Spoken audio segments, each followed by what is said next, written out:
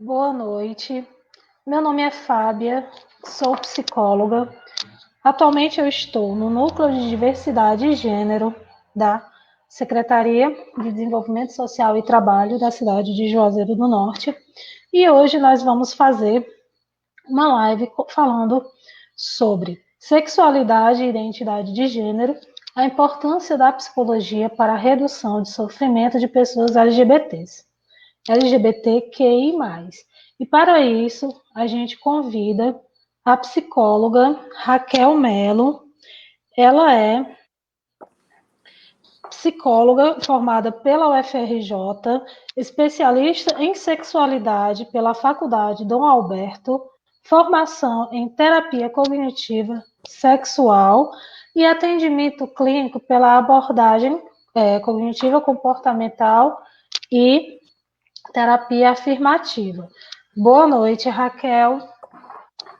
Oi, Fábia, boa noite. Estou bem emocionada de estar aqui com você. Muito obrigada pelo convite. Eu que agradeço. E eu gostaria, Raquel, de enfatizar a sua especialidade em sexualidade. Então, eu gostaria de começar exatamente por esse assunto. O que é sexualidade? Como ela é definida? Não, as pessoas às vezes têm essa dúvida e elas acham que sexualidade está voltada apenas para as relações sexuais, para o ato sexual em si. Você poderia esclarecer um pouco mais para a gente, por favor? São resoluções muito novas mesmo. Faz muito pouco tempo que a OMS colocou nos direitos, junto com os direitos humanos, os direitos sexuais. Então, a gente precisa estar sempre relembrando, a gente precisa estar sempre lembrando desse conceito para que esse erro não continue ocorrendo no futuro, né? Então, sexualidade é o lugar do seu corpo no mundo. Então, quando você é criança, você já começa a ter a sua sexualidade, que não tem nada a ver com fazer sexo. É o seu encontro do seu corpo. Você começa a distinguir os gêneros, né, dos seus pais, e depois o encontro dos corpos dos coleguinhas na escola, a diferença entre o seu corpo e o corpo do colega, a distância que precisa ter, a parte que você mesmo vai poder entrar em contato com o seu corpo quando você não estiver com roupa, quando você estiver tomando banho. E aí, conforme a criança vai crescendo, isso vai envolvendo muito mais coisa. Isso vai envolvendo as questões culturais. Uma sexualidade no Brasil não é a mesma coisa que uma sexualidade lá no Canadá. É diferente. Então, os fatores culturais vão tendo importância nisso, os fatores religiosos, tudo isso vai agregando na sua sexualidade. Então, não tem sexualidades iguais. É como se fosse nosso RG. A gente vai, no início, aprendendo com nossos pais, né? E depois com a escola e depois com o mundo. E aí, só para complementar, o OMS separa a questão da genitália da questão da sexualidade. São coisas diferentes, mas que se complementam no futuro. E também os direitos sexuais, que é exatamente para ser mais claro, assim, os direitos sexuais têm a ver com a liberdade sexual. Os direitos sexuais, inclusive, assegura o direito de você não querer fazer sexo, que é o A da sigla LGBTQIA+.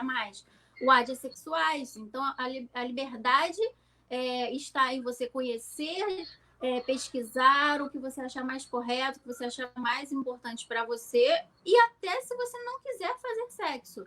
Esse é um direito assegurado pelo OMS. Faz parte do bem-estar psicológico, não é só não ter doenças. Às vezes as pessoas acham que eu vou falar de sexualidade, vou falar de ejaculação precoce, vou falar de disfunção erétil. É isso também. As disfunções acabam acontecendo, mas a gente vai falar muito mais da saúde, do que a sexualidade traz de bom para sua vida. Ou seja, as pessoas têm essa visão também de clínica, de questões fisiológicas somente. Se eu vou a um posto de saúde para ter uma palestra sobre sexualidade, às vezes tem aquele assunto somente de camisinhas, como utilizar, a questão de você usar contraceptivos e realmente a sexualidade é bem maior. Raquel, por que você acha que assim, o tema sexualidade, a sexualidade em si, ainda é um pouco mal compreendido? Quais são os fatores que você pode perceber que prejudicam esse entendimento sobre sexualidade? É verdade, você trocou num ponto excelente, que é a questão da saúde reprodutora. Ela também é assegurada pela OMS. E, aliás, na verdade, ela veio antes. Quando se falava em sexualidade, falava em saúde reprodutora, falava em contraceptivo, falava em planejamento familiar, que também, óbvio, são coisas extremamente importantes. Mas não, quando você vai falar de sexualidade para um adolescente, você tem que falar sobre mais coisas, tem que falar sobre crenças, tem que abordar isso. E aí, falando sobre preconceito, meu primeiro estágio na vida, né? Como você sabe, lá em 2000 e pouco, foi em sexualidade para crianças do ensino fundamental. Então, já se parecia que as coisas estavam andando, né? Falar para crianças de 10, 11 anos sobre sexualidade e por aí vai. Mas hoje em dia isso está retrocedendo, né? Então a gente fala cada vez menos. E é aquela velha história: quanto menos se fala, mais crenças que a gente chama de distorcidas, crenças que não são verdadeiras, se criam, porque acaba virando um mistério e não precisa ser um mistério, é algo da vida, da saúde mesmo. Faz parte da humanidade e da constituição da pessoa enquanto ser humano, não é isso? Exatamente. Raquel, essa questão que você abordou de colocar o assunto para crianças também realmente é muito polêmico. Crianças, a partir de que faixa etária a gente pode começar a falar sobre sexualidade? Existe alguma idade? Porque isso também é um tabu que muitas pessoas acreditam. Você só pode conversar sobre isso a partir de determinada idade. Existe isso? Mais ou menos. As crianças são curiosas por natureza. Então, até os 4 anos, elas conseguem ver mais ou menos assim, conseguem fazer a diferenciação, como eu falei, né, entre pai e mãe, apenas. E depois elas vão para a escola e elas veem vários coleguinhas diferentes, né? É outra história bem interessante também, essa questão de a gente precisa aprender, não que a gente é igual, a gente precisa aprender que a gente é diferente, né? Temos diferenças que faz a gente ter necessidades diferentes também. Mas voltando para as crianças, 6 anos elas já conseguem entender que tocar o corpo delas produz algum efeito. E aí, caso as crianças perguntem, você precisa responder da forma mais natural possível, né? Não precisa fazer um texto, um desenho, né? Botar no Google. Não. Você responde o que a criança é capaz de entender. Na linguagem dela, né? Na linguagem dela. A partir dos 8, 9, já é interessante você introduzir mais assuntos, você falar um pouco da questão da saúde reprodutora, você falar um pouquinho mais. E aí, depois, a partir dos 10 anos, é importante você falar mais um pouquinho para as crianças, né? Sobre como se prevenir e também como você pode... Porque, provavelmente, a partir dos 10 anos, essa criança já se tocou. E dá para a gente perceber alguns sinais das crianças embaixo do lençol, demorando muito tempo no banho. Então, as crianças estão se descobrindo, elas não estão cometendo nenhum crime, fazendo nenhum pecado. O corpo é dela e ela precisa entender a existência do corpo no mundo. Então, ela faz isso através do toque. Quando a gente vai conhecer, desbravar um lugar novo, a gente vai e pergunta, a gente explora, né? Então, o corpo das crianças está mudando o tempo inteiro. E aí, o que elas fazem é esse movimento de exploração. E esse movimento de exploração é extremamente saudável. E é exatamente isso que tem que falar. Até os 18, 9, responder as perguntas e, a partir daí, você ir incluindo outras informações. Aos Principalmente poucos. sobre a separação entre o corpo e o mundo e as pessoas estranhas, né? Não deixar que pessoas que não sejam seus pais toquem no seu corpo e por aí vai. É exatamente o caminho para reduzir o abuso infantil.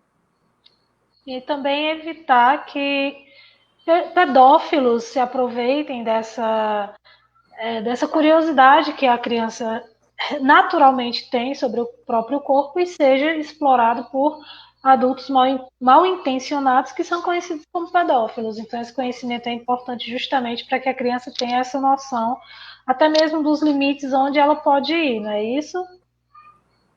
Exatamente.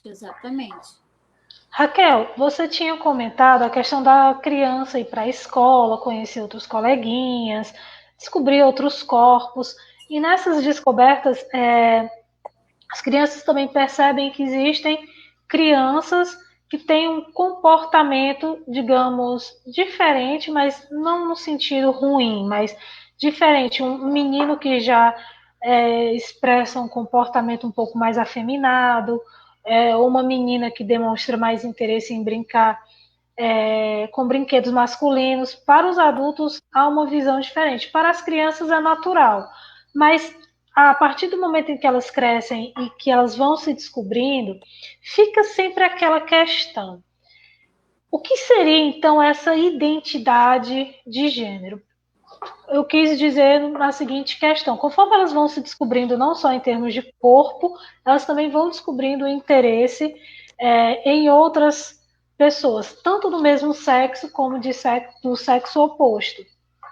E isso também elas vão descobrindo quais as atrações que elas têm, tanto afetivas como sexuais. Na sua página do YouTube, no seu vídeo sobre se você sabe o que significa a sigla LGBTQIA, você explica as siglas.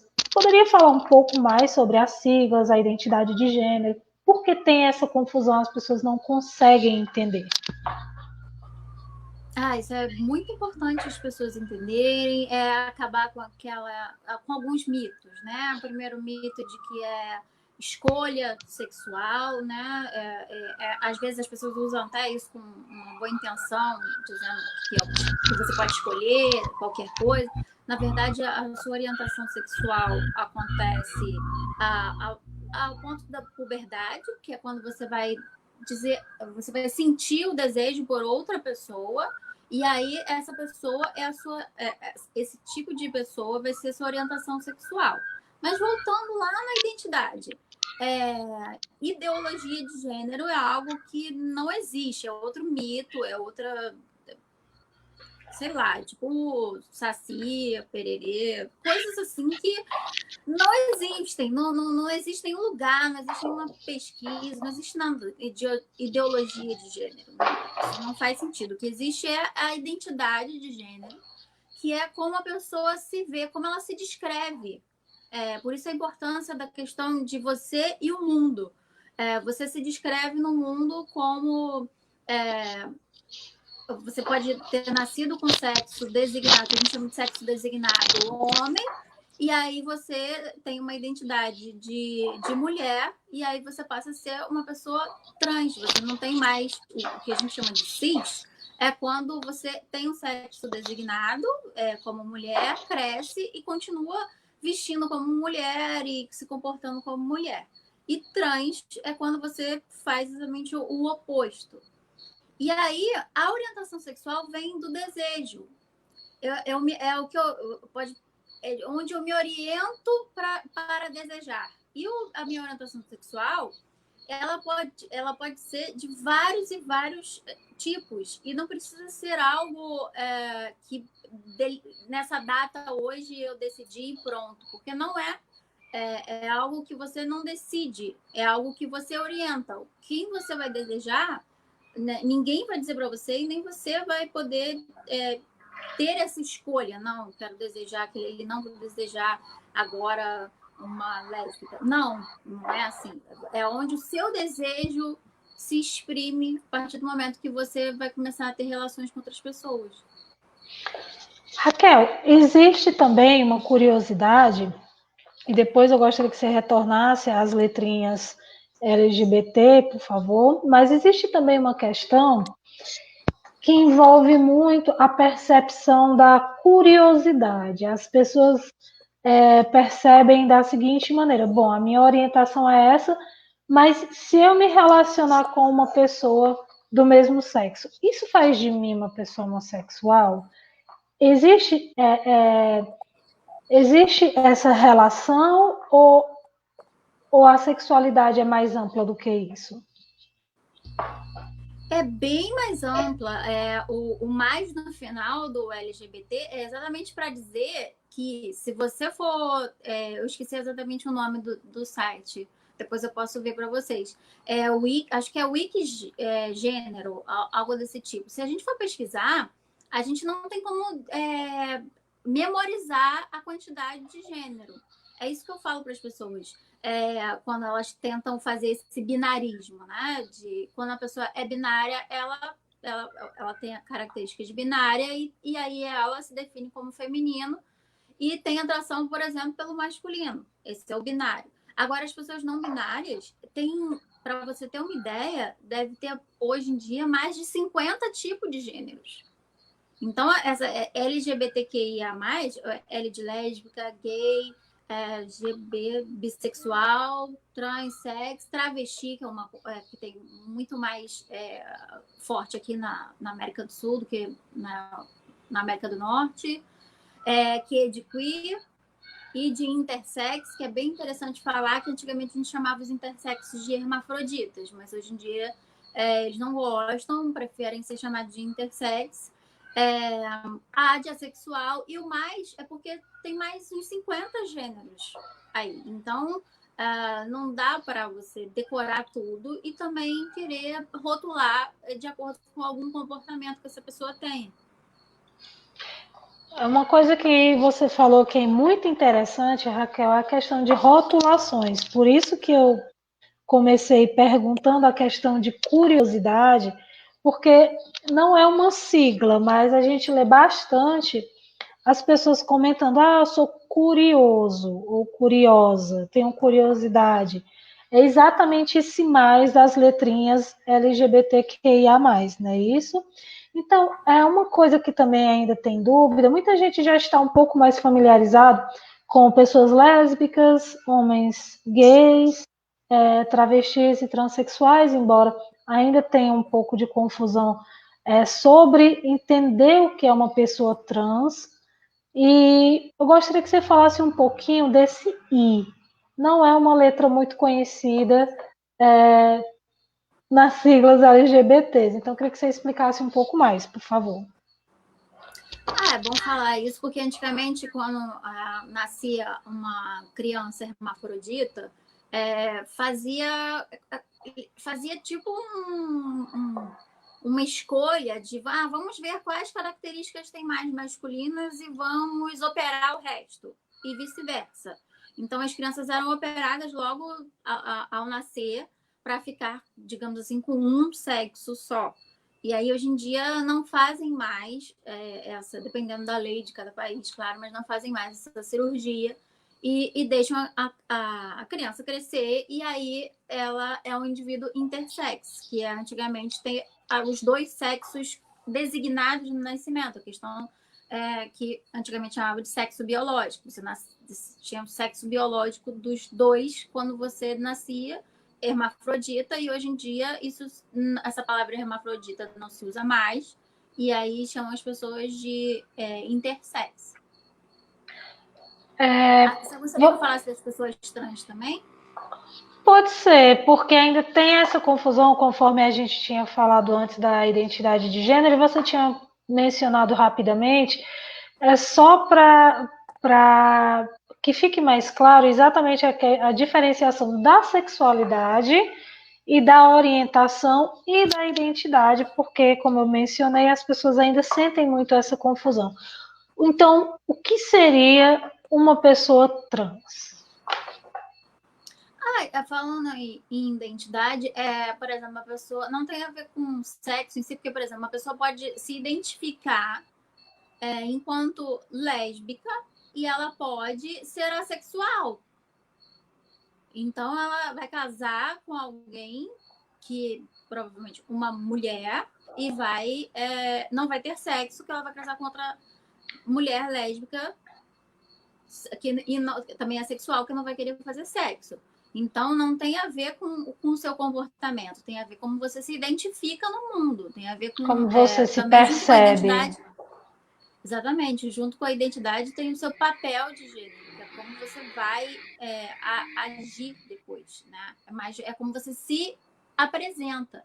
E a questão trans é porque você nasce com um sexo que antigamente chamava de biológico, que a gente chama de designado, e aí você não se identifica com essa biologia ali, e aí você sente o desejo de ser do outro sexo. E aí isso tem a ver com como você se apresenta no mundo, não tem a ver com o que você vai fazer na hora do sexo, tem a ver que você, por exemplo, um homem que nasceu com sexo designado homem, ele quer ser mulher e aí ele vai ser uma mulher trans. E ao contrário também. Quando nasce homem com o genital homem quer ser mulher, ele vai ser uma mulher trans e ao contrário, né? Quando ele nascer mulher quer ser homem, vai ser um homem trans. Independente se fizer uma cirurgia ou não, porque se fala muito da questão hormonal. Eu estava pesquisando, né? São 6 centros que tem no Brasil inteiro de mudança de sexo, né? De redesignação sexual, redesignação, né? Exatamente, isso aí. Bem melhor. E são 6 centros que tem no Brasil e acho muito pouco, né? No Brasil inteiro, 6 centros é muito pouco. E agora, na pandemia, quem estava no meio desse processo? Que não pode... Às vezes a pessoa viaja para ir para esses lugares porque não tem perto da sua casa. E aí para esse processo no meio. Como que a pandemia está influenciando nessa designação. E aí, como que a pandemia está atrapalhando muitas pessoas, porque elas não podem mais se locomover a esses centros que são longe, né? Mas não... E aí isso pode causar uma coisa que a gente chama de disforia de gênero, que pode acontecer de 2 modos, que é a externa, das pessoas que têm preconceito com as pessoas trans, ou da própria pessoa que sente o corpo inteiro, ou alguma parte do corpo, por exemplo, os seios, como intrusos. Então, essa pessoa está fazendo tratamento, vai fazer a mastectomia e para no meio, e vai ter que continuar convivendo com aqueles seios que são intrusos para ele, e aí não tem como fazer a cirurgia, vai ter esse aumento dessa disforia nesse meio dessa pandemia, porque tinha planejado não conviver mais com esses intrusos, mas a pandemia atrasou esse processo. Isso tem acontecido também, tem atrasado o processo de muita gente que resolveu fazer. Principalmente, pode ser que eu esteja, digamos, puxando brasa para a sardinha da psicologia, mas o acompanhamento psicológico nessa hora é fundamental, exatamente para que a pessoa consiga trabalhar essas questões, principalmente nesse momento que você falou que nós estamos atravessando, que é a pandemia, que ela impede essas locomoções e até mesmo os atendimentos para essas pessoas. Raquel, eu gostaria de voltar um pouquinho sobre aquela questão que você tinha colocado. Eu achei muito interessante a forma como você colocou. Cura gay é como saci, não existe. Você poderia falar um pouco mais sobre essa questão de ideologia de gênero e a gente esse ano teve uma vitória muito importante no próprio STF, o Conselho Federal de Psicologia, com a resolução 00199, que aborda que os psicólogos não podem fazer tratamento de reversão de sexualidade, conhecido hoje em dia como cura gay. Será que você poderia falar um pouco de ideologia de gênero e falar sobre cura gay? Porque, ao meu ver, elas estão bem entrelaçadas. Um assunto leva ao outro. É verdade, tem razão. A questão da ideologia de gênero, quem defende que ela exista, também defende a cura gay. Essa semana, quando a gente pensa que a gente está avançando, essa semana mesmo eu vi porque tá essa febre do aplicativo, né? De mudar mudar sua aparência e colocar sua aparência do sexo oposto, tá? Essa febre aí, pessoal, né? Sem nada para fazer, tá fazendo isso. E aí já vi uma. Não vou nem falar o nome para não dar muito ibope, né? Uma defensora dessa cura gay dizendo para orar e vigiar, porque aquele lá, né, o demônio, está tentando a gente em todo lugar, inclusive no Facebook.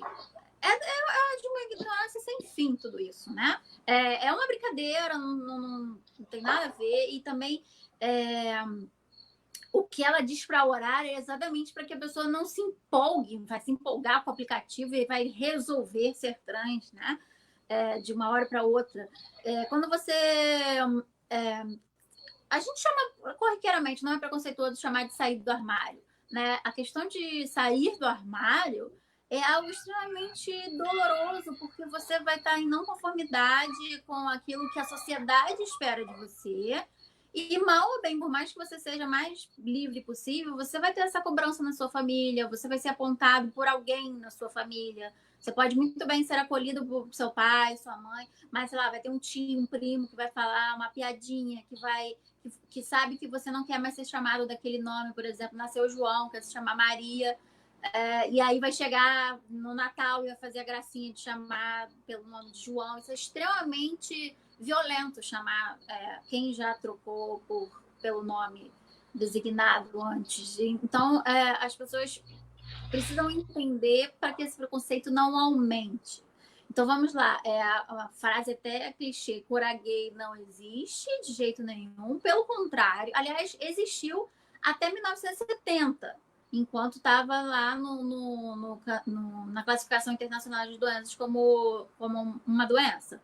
Mas a partir de 1970 e poucos, isso foi tirado, e hoje em dia, cura gay é uma violência e é algo que a gente encaixa no estresse de minorias, que eu gostaria de falar um pouquinho mais à frente. Então, não é doença, não tem cura.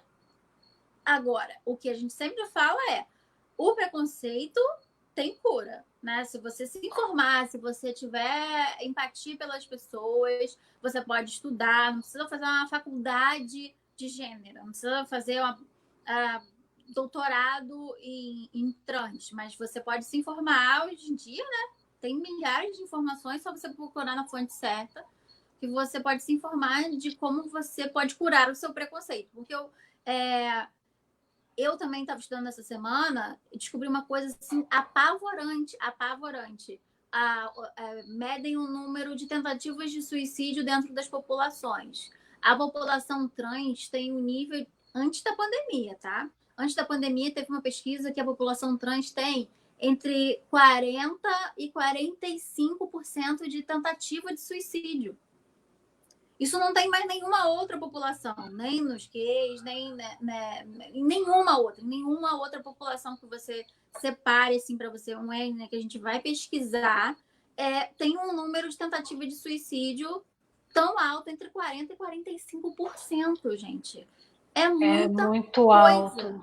É muito alto. Eles ficam muito à margem da sociedade por única e exclusivamente uma coisa chamada preconceito. Raquel, você tocou num ponto interessantíssimo que nós, enquanto psicólogas, nos preocupamos bastante, que é exatamente sobre a atuação também dos nossos colegas profissionais. No site do CFP, que é o nosso Conselho Federal de Psicologia, existem resoluções que orientam aos profissionais. Raquel, como você vê que um profissional de psicologia pode atenuar, minimizar esse sofrimento? Como você avalia que a nossa profissão, que os nossos colegas, enquanto atendimento clínico, até mesmo em outras instituições, podem amenizar esse sofrimento para essas pessoas? Existe uma coisa chamada iatrogenia, né? Que é quando o tratamento, a pessoa busca um tratamento, só que esse tratamento faz mais mal do que bem. Eu atendo mais gays e lésbicas do que trans, por enquanto, né? Mas o que eles falam, eles sempre relatam, e é realmente muito triste falar isso, que eles já tentaram antes alguma terapia com psicólogos. E, por exemplo, a última foi uma paciente lésbica que falou que o psicólogo perguntou para ela qual foi o trauma que ela teve com um pênis que deixou ela lésbica, né? Então, isso é um crime. Realmente, isso são coisas... Você pode denunciar um psicólogo que age errado dessa forma com você. E não precisa nem dizer, né? Mas para reafirmar, você pode sair correndo primeiro, né? Que não é para ficar num ambiente assim, que vai ser muito mais violento do que qualquer outra coisa. E pode denunciar também. Foi uma pergunta violenta. Lógico que, assim, é algo um tanto quanto novo, algo, a gente chama de microagressões, né? Algumas coisas a gente pode errar, uma palavra, assim, a gente pode... Mas o interessante é você estudar e respeitar. E se a pessoa te falar, você não vai teimar com ela, né? Você não vai dizer, não, porque eu entrei naquele lugar e eles olharam para mim. Mas você tem certeza mesmo que olhar para você? Então não existe essa... A gente até faz esse questionamento socrático em TCC, mas não na questão do preconceito, né? O preconceito, ou ele é externo, ou ele está ali realmente acontecendo, ou ele foi tão internalizado de tanto que ela sofreu, que ela pode ter uma expectativa de rejeição. Então, ela nem foi no lugar, ela já acha que vai ser rejeitada. Mas por quê? Porque ela está alucinando? Não, porque isso já aconteceu demais na vida dela. Então, todo e qualquer sentimento desses de rejeição, de medo, tem que ser validado, sim. Realmente acontece, realmente pode acontecer, tem que ser acolhido, validado. E uma coisa importante em relação a isso, como eu falei, não precisa fazer um doutorado para você tratar as pessoas de uma forma humana e de acordo com a realidade dela.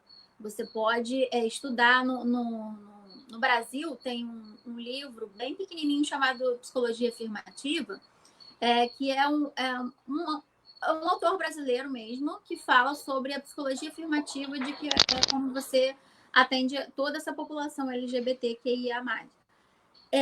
A maioria da literatura realmente está em inglês? Está em inglês, mas nós temos possibilidades. Temos algumas pessoas que fizeram traduções, tem pessoas que estudam e repassam esse conhecimento, tem esse livro sobre a psicologia afirmativa, então você tem como se instruir sobre essa população exatamente para você não...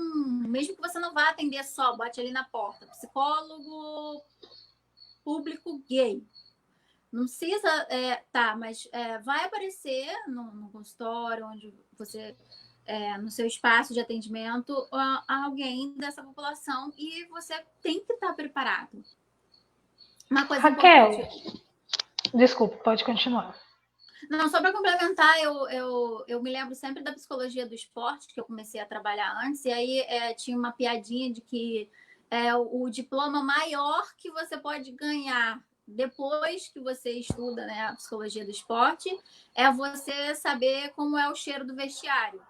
Então, assim, se você só estudou, só ficou na cadeira estudando e depois você vai lá conhecer o atleta, você não sabe nada. Você tem que estar junto com o atleta, você tem que estar lá no vestiário, você tem que viajar com ele. A mesma coisa, você não vai, né, viajar com a população trans, mas você precisa saber como é o mundo, estar perto desse mundo, saber as palavras que usa. Por exemplo, usar caminhoneira, chamar uma mulher lésbica de caminhoneira. Ela vai se sentir ofendida? Eu super perguntei sobre essa questão do armário. Eu fiquei com medo de usar essa questão do armário também. Mas não, todo mundo usa, tranquilo, ninguém se ofende, né? A questão da caminhoneira também parece até um pouco agressivo, né? Se chamar alguém de caminhoneira, mas às vezes elas mesmas se definem assim para dizer que ela é uma lésbica que tem mais, que gosta de ter mais traços e roupas masculinas. Então você precisa saber que tipo de palavra você vai usar, por exemplo, sexo designado, ao invés de sexo biológico, não chamar de hermafrodita. Você precisa saber essa linguagem que faz toda a diferença. Além do mais, o nosso instrumento de trabalho é a linguagem, né? Então, faz toda a diferença a gente saber que língua a gente vai falar. E não é tão complicado assim, não precisa fazer 1000 especializações, basta ter interesse e ter empatia. Era isso que eu ia comentar em relação a questões que você disse conhecer do universo do público que nós estamos abordando aqui.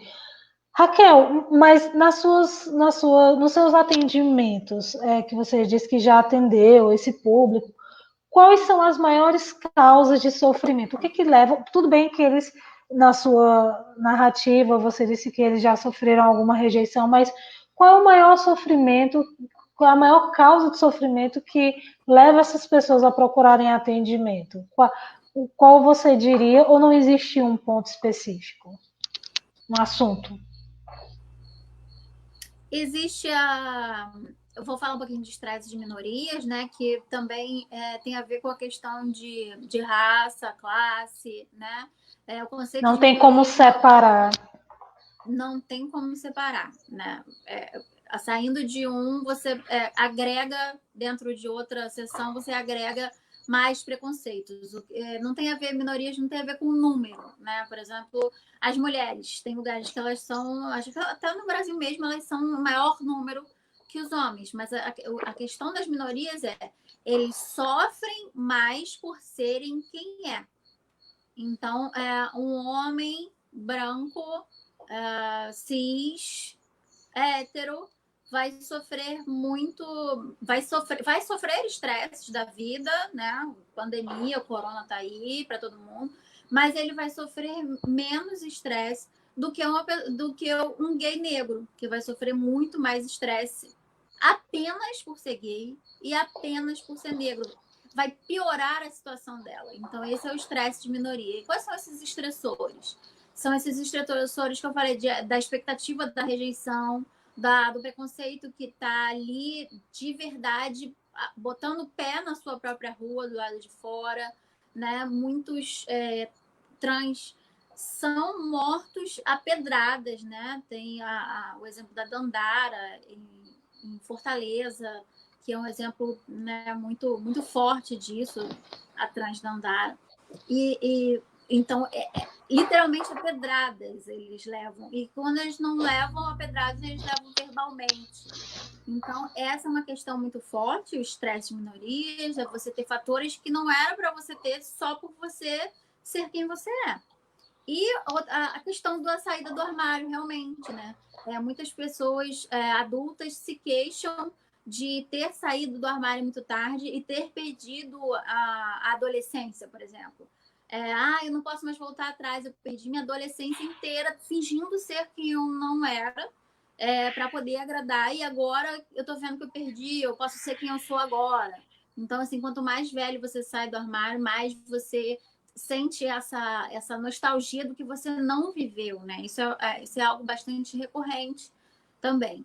E também estava percebendo a questão da compulsão sexual. A compulsão sexual, ela acontece muito nas pessoas que não assumem sua orientação sexual, seu desejo, por causa do que a sociedade vai pensar.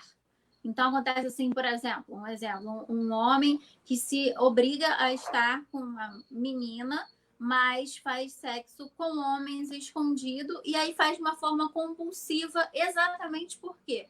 Porque é a parte que está escondida. Então, a parte escondida acaba se tornando compulsiva.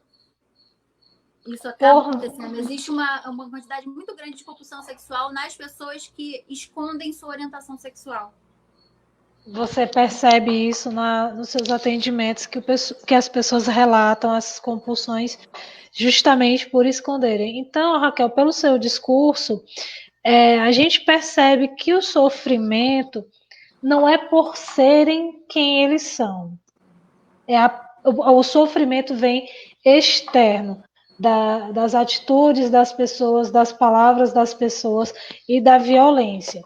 Eu acho importante que a gente frise isso, Raquel, porque como eu trabalho no núcleo de diversidade de gênero e eu converso muito com colegas psicólogos, é importante que nós estejamos atentos exatamente a isso, porque o sofrimento, a gente não tem como controlar o externo, mas a gente pode trabalhar com esse indivíduo para que ele se fortaleça, para que consiga justamente, eu não sei se esse é o termo certo, mas aguentar o que está vindo.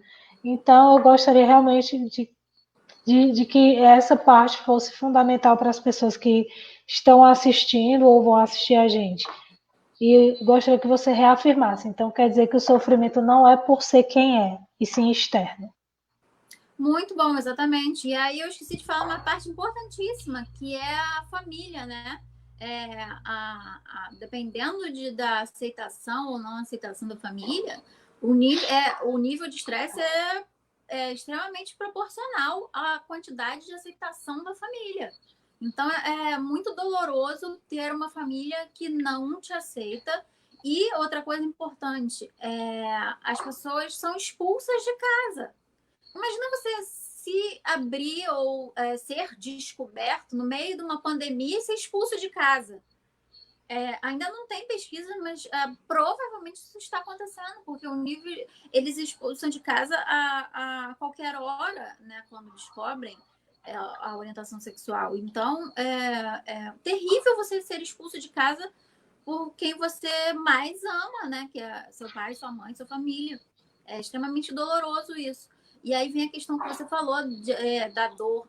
A gente tenta fazer uma diferença entre a dor vai acontecer, ser rejeitado não é gostoso, mas o sofrimento a gente pode modular, né? A gente pode fazer uma regulação emocional com esse sofrimento. A gente pode criar uma rede de apoio diferente, né? Se seus pais odeiam, né, você do jeito que você tenha amigos, procure alguém dentro da família que te apoie, ou tenha amigos, ou converse com pessoas, mesmo que seja online, que participe dos grupos, que tenha a mesma visão que você. É muito importante não se isolar 100% e não buscar, não bater, né, na murro em ponta de faca, né? Não ficar tentando buscar esse amor de quem deveria te dar. É muito doloroso quebrar essa expectativa de amor, né? Porque a gente obviamente que vem de lá, mas dá para você ter uma rede amorosa que te acolha e que te dê esperança e que acolha a sua dor e não cause mais sofrimento. É importantíssimo, e a ajuda de um profissional também, como os psicólogos, assistentes sociais. Raquel, nós trabalhamos em parceria com os centros de referência da assistência social e nós temos pessoas que participam de grupos voltados exclusivamente para atendimento. Eu não diria exclusivo, mas é um ambiente, é um espaço em que eles se sentem bem, e eu gostaria de deixar esse recado para os grupos que vão nos assistir ou estão nos assistindo, que não se isolem, né, Raquel? Que é importante que tenha essa rede, continuem participando dos eventos, das atividades, embora nós estejamos nessa pandemia e não possamos nos reunir, converse online com algum amigo, converse com alguém que você goste. Você teria algum recado, Raquel, já que nós estamos nesse momento de isolamento, para que essas pessoas não se isolem? Exatamente. Não tem por que você sentir essa dor sozinho. Você com certeza vai encontrar alguém que está passando por algo parecido com você para você dividir essa dor.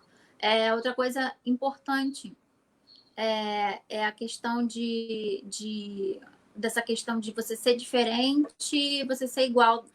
Quando você fala todos somos iguais, você reduz isso e você invisibiliza as outras pessoas que são diferentes.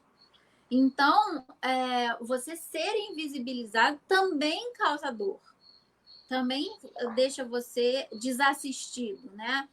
É muito complicado você achar profissionais que tenham a especialidade na saúde trans. Você conta um aqui, outro ali. Os centros de referência são 6 e você dificilmente encontra alguém que você tem entendimento daquela saúde. Então, por isso que as duas coisas precisam acontecer. A gente precisa falar, isso precisa ser comentado. As próprias pessoas precisam falar, não precisa participar de atividade, não precisa nem também estaria fazendo reducionismo, dizendo que todo gay precisa participar de movimentos sociais. Não, você não precisa ser ativista social, não. O que você precisa é realmente espalhar o que você...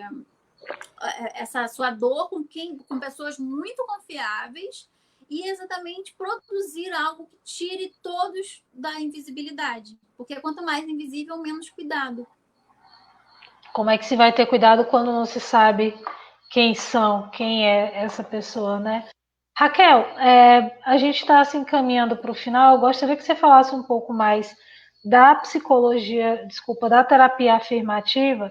Psicologia afirmativa, eu achei interessante. Eu confesso que eu não conhecia.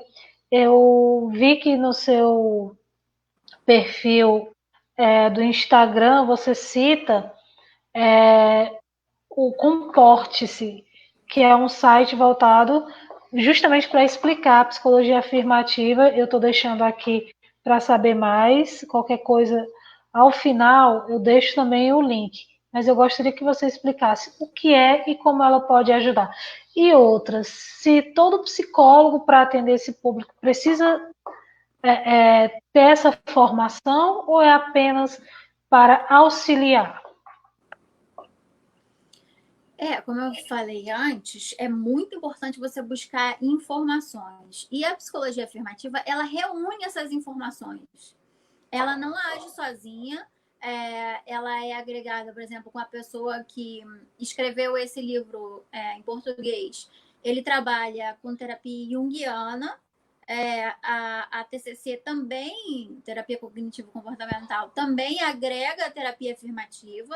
Então, você pode mesclar as abordagens, né, com a psicologia afirmativa, mas ela traz ela traz todas as informações completas, desde quando você está crescendo, quando você está adolescente, trata da sexualidade das lésbicas, trata da sexualidade dos gays. Então, assim, tem um combo de coisas interessantes que você precisa saber, uma linguagem que você precisa usar para usar com essa população em geral. Então, a psicologia afirmativa ela é bem interessante, ela é bem nova também, né? Mas ela é realmente bem interessante. Tomara que tenha mais traduções para o português, para essas informações passarem mais adiante. Raquel, vou passar essa psicologia afirmativa para os meus colegas, dessa sugestão de procura, inclusive, como eu falei, o site está aí. Indicar aquele livro também que tem nas suas redes sociais. Depois eu coloco também o nome do livro e os autores que já tem em português. E Raquel, nós já estamos chegando ao final. Eu gostaria que você fizesse algumas considerações finais em relação a tudo que a gente já conversou, para a gente se despedir e lhe agradecer. Muito obrigada. Eu adorei estar aqui com você, falando com você. Mas, né, não pode ser pessoalmente, mas fez a gente se encontrar aqui no meio desse caos. E a distância também não ajuda, né, sua carioca? Bom, o mais importante para se falar é em relação à visibilidade, né? Vamos dar visibilidade a essas dores. Como eu falei também, o nível de tentativas de suicídio é enorme. A tentativa de automutilação também tem números grandes. Essas pessoas sofrem única e exclusivamente porque não são compreendidas, porque não podem ser elas mesmas. Elas não querem nada além disso. A única coisa que elas querem é ter espaço no mundo que as pessoas chamadas heteronormativas têm. Então, é como se elas, quando elas saíssem do armário, é como se elas escrevessem uma carta abrindo mão de todos os privilégios de ser hétero, de ser cis. Então, não existe nada de delicioso você abrir mão de privilégios. Mas não era para ser privilégio de poucos, né? Esses privilégios não são nada coisas incríveis. É respeito, é empatia, é visibilidade, alcance da saúde, você ter o alcance de todo tipo de saúde para você usar em qualquer lugar, não ter que buscar lá longe, é você poder ser você mesmo, né?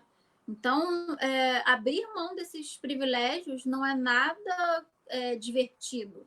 É porque realmente essas pessoas são assim, gostam de ser assim, seriam muito mais felizes se pudessem ser elas mesmas o tempo inteiro, não tivesse que fingir de um lado, botar uma roupa que não queria botar, ter um comportamento que não queria ter, simplesmente para não ser agredido, coisa que seria da sua própria vida, né? E não tem nada a ver com a escolha dos outros, seria só para estar no mundo essa visibilidade. Então, por isso que precisa ser bastante falado e bastante acolhido por todos, por todos. É um chamado para a população em geral, não só para os profissionais de saúde. Raquel, eu gostaria bastante de agradecer a sua participação aqui pelo Núcleo de Diversidade de Gênero.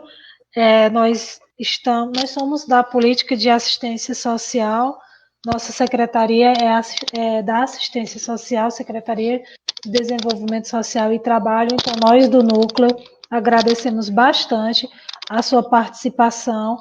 Espero contar novamente com sua presença para uma posterior live sobre um assunto mais uma vez voltado também para o público LGBT. Então, eu me despeço desejando uma boa noite. Vou me despedir do público. Boa noite a todas, todos, todes. Eu gostaria de agradecer a participação de vocês por terem assistido a nossa live. Qualquer dúvida, qualquer comentário, pode colocar embaixo e depois nós responderemos. Muito obrigada, uma boa noite e uma boa semana.